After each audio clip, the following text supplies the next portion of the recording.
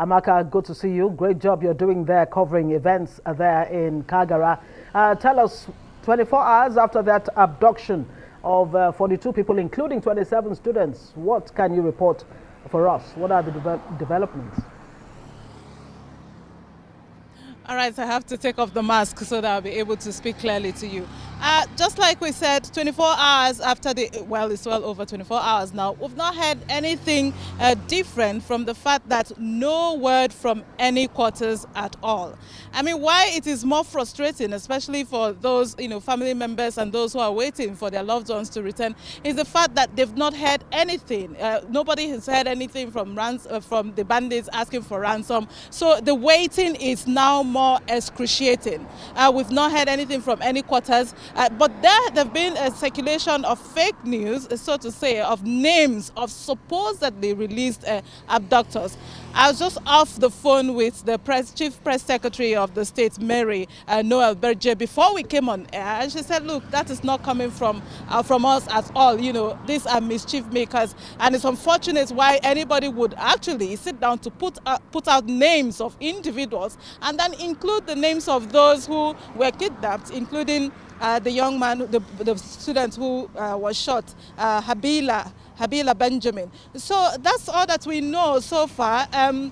Nothing else at all, Ngozi, except for the fact that the frustration, the anger is growing. From what I saw in town, people are asking a lot more, what is going on? Why is Niger State becoming a hotspot?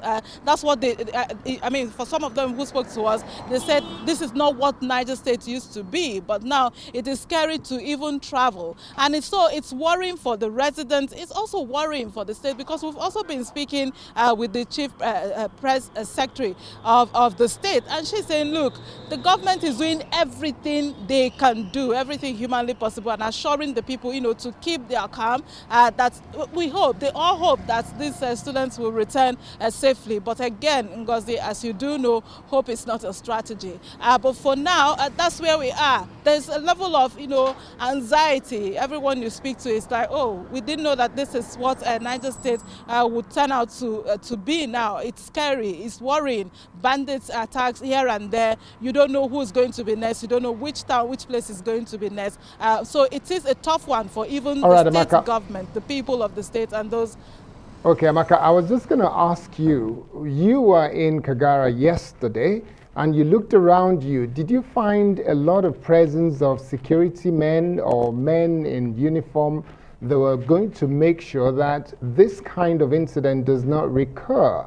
That's on the one hand. And then on the other hand, in the last 24 hours that you've been there, did you see any sign that there are vigilantes that could fight against any insurgent or any bandit when you consider what the Minister for Defense just said?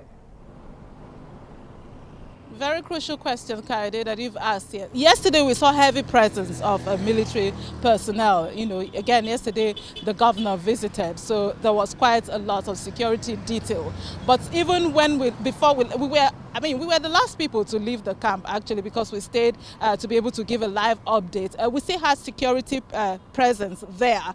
Even today, we've been talking with our sources on ground. As you do know, it's not an area that you can easily go in and out of. But we've been talking with our sources. One of the things that we saw, additional thing that happened today, is the fact that there are more vigilantes, like you asked. And the governor also expressed that they are happy to work with community vigilantes as well, because these people know the locals. They can identify strangers.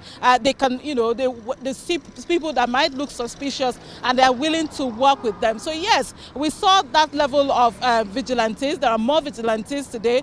Some of our sources that we've been speaking to mentioned that they have more of them, and more policemen as well in that area, which, like I said, when we're going in, we didn't see that. That was yesterday, but coming out, when we were coming out rather, we saw just one. But for today now, they have more military presence, more vigilantes. And I think, well, it is the way to go, because again, if you look at it, the community policing and the vigilantes, they are those who know the people, and it will be a lot more easier for them to do, because the governor was saying at this point they need collaboration. It's not just what that they can do alone. They need the help of the people in terms of intelligence, information gathering, and to work together to synergize to see how they can possibly root out the criminal elements and bandits in the state. Thank you very much. Amaka Okoye, Arise News correspondent out there in Minna. Please do stay safe.